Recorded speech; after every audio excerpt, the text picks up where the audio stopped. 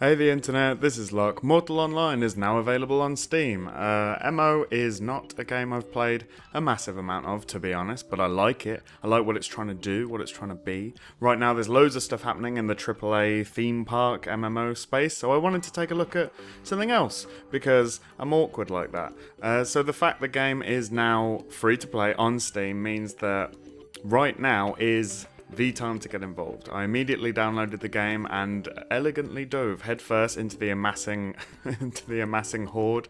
Many other people had the same idea, and it's always great to see so many people running about. The new player help chat is exactly what you would expect right now. The GMs keep it civil, at least. There's also massive trolling, as the less morally upstanding element of the player base take this opportunity to haze the new players. It's all in good fun, isn't it? While the game is free to play, or at least free to try, I think they call it a free demo, your character is limited if you aren't a subscriber.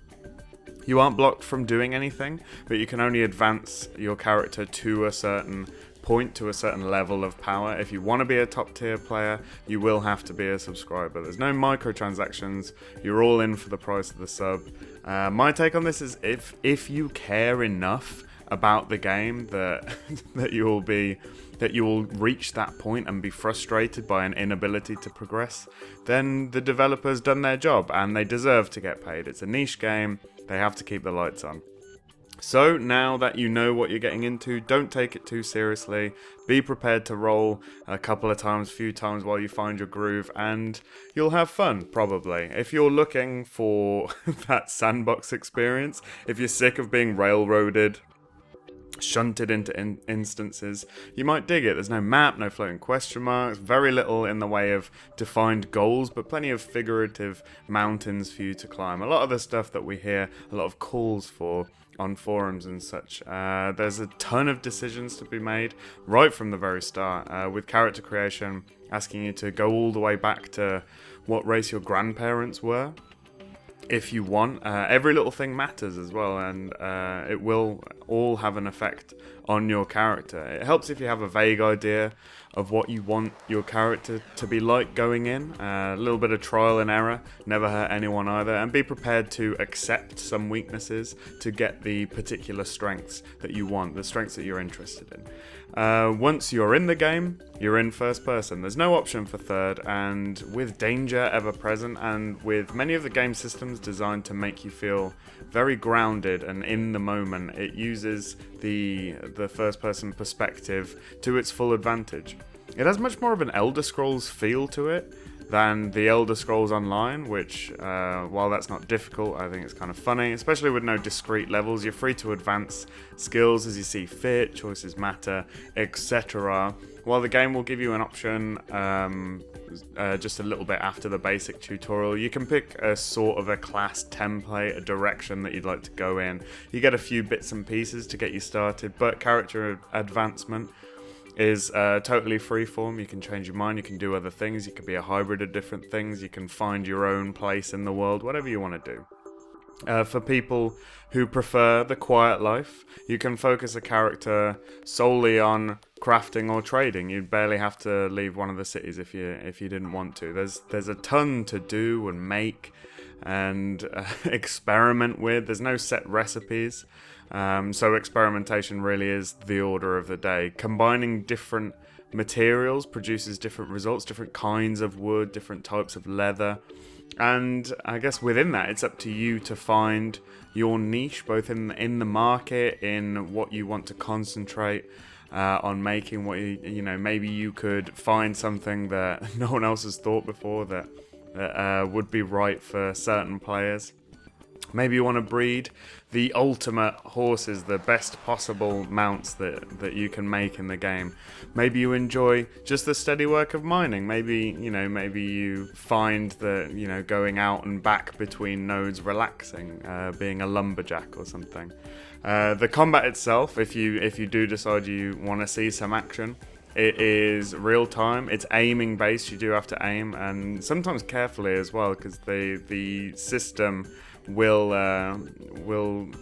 differentiate between different limbs, torso, head, lower body, and if another player kills you, they can take your stuff. Your stuff is on the ground, ready to be taken by whoever. They can even take your corpse, which you can process for raw materials, and you have a head as well in that loot bag, which has your name attached to it if the looter fancies keeping a trophy.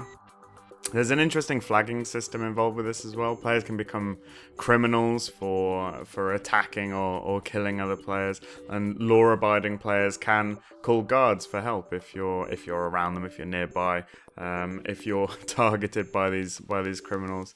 And while you can absolutely live as an outlaw, as a criminal in Mortal Online, it's certainly not an easy life. For me, the disadvantages far outweigh any satisfaction I would get for it. Having said that, that's obviously subjective, and you know what some people are like, so beware pickpockets in cities. But of course you weren't carrying anything valuable anyway, were you? You know, don't fly what you can't afford to lose, as the Capsuleers of New Eden will constantly remind you. My favourite quote actually on this topic from the developer Starvolt is, "Danger is everywhere, safety must be earned," which I think is a wonderful way to issue the challenge to Sandbox players to create the structure around themselves. If you squint a bit, if it's in a low light, it starts to look like a civilization. The noun, not the Sid Meier game before you start.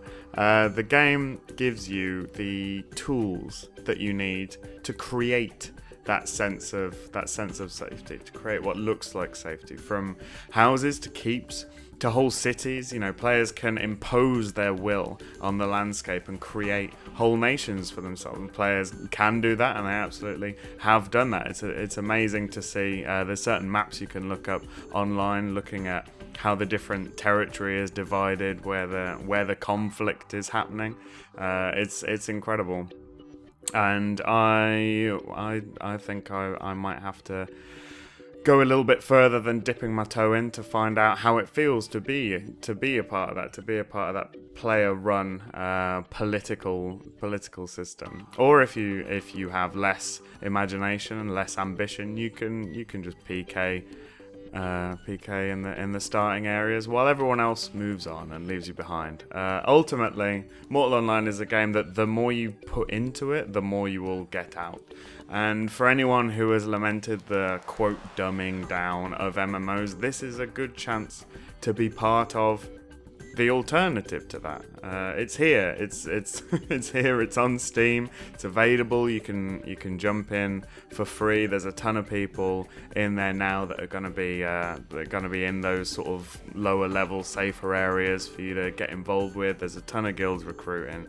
So if this is your kind of thing, that you're looking for, I highly recommend getting involved. And we want to know what you think. Do you think that Mortal Online is a good example of a fantasy-themed sandbox? Do you think it can stand up with the likes of other sandboxes like EVE Online in terms of the satisfaction of being a part of this virtual world? I'm sure that a ton of people will post inane comments about how they don't like open PvP and just ignore them. It's just boring. And yes. What was I going to say? Like the video if you're a fan of Mortal Online, or if you're thinking about trying it, and subscribe for many wonderful things from fabulous people, and I'll see you again real soon. Thanks. Bye! Make sure to level up your MMO knowledge by visiting MMORPG.com, subscribing to our YouTube channel, and by following us on social media. To catch up on the week's biggest MMO news, watch our latest MMO FTW. And to see if there's a better MMO out there for you, watch one of our latest First Impressions videos. Thanks for watching.